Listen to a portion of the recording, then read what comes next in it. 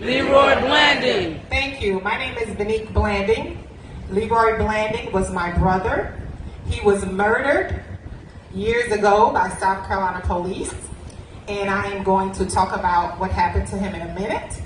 I live in Orlando, Florida. I'm a school teacher there. Any school teachers out here? Any educators? Woo! Where my students at? Middle school, high school, elementary?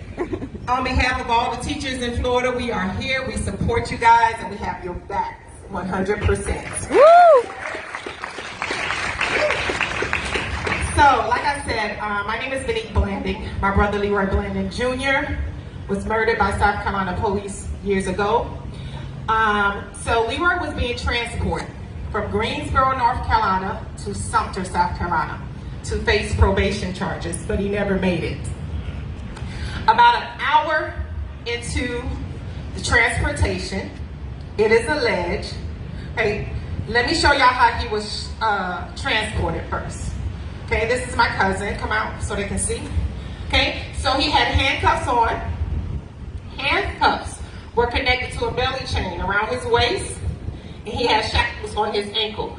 Reach out, cuz, like you're grabbing something. Okay? So, he was restrained like this. I need y'all to keep that in mind as I tell y'all this story. So, during transportation, it is alleged that Leroy Blanding grabbed pepper spray from the officer riding in the back seat with him, sprayed that officer, jumped out of the car, threatened the officer with the pepper spray and told that officer, don't move. Ran into the woods and escaped from two officers with his hands and feet shackled. Approximately 30 minutes later, they said he was found in the woods, face down, dead, with his hands and feet still shackled. Alleged cause of death, a heart attack.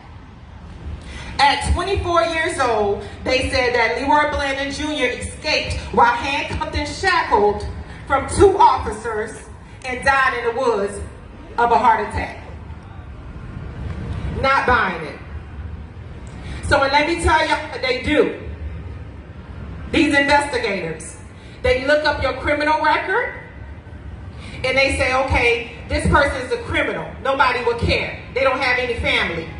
Then they look up your medical record, just like they did George Floyd. And we saw his death. We saw his murder from the beginning to the end. But they want us to believe that his death tied into his medical records. So what they did was looked up Leroy Blanding Jr. medical records and saw that he had a heart murmur as a child. And then they blamed it on that. But let me say this, okay? My brother ran from the police numerous of times. I'm not defending his criminal record. That's why we got a judicial system, okay? He ran from the police many a times. So the heart murmur did not affect him at all. But because they looked at his medical record, that's what they did, and exactly the same thing they did with George Floyd. So let me tell all the kids out here to make a difference. Become police officer, become sheriffs, become a judge, become prosecutors to make a difference in the world, because right now, there's a movement going on.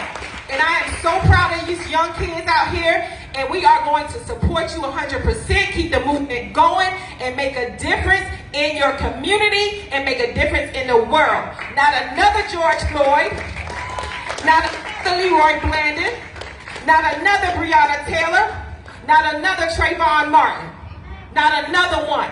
The time is now to make a difference. The time is now to make a difference. They think they can tell anything about our loved ones. I don't care what criminal background they had. These are our loved ones. You won't stop killing them. And we are here, and we're going to keep fighting and fighting and fighting until we get justice. Woo! Now, before I get out of here, I need y'all to do me one favor. If you have Instagram or Facebook, please follow us on Instagram at Justice for Leroy Blanding. If you have Facebook, please follow us on Facebook at Justice for Leroy Turbo Blanding. We are demanding justice and we are going to keep fighting. Thank you. All right, thank you. All right, so thank you guys. Please follow us and support us on this journey.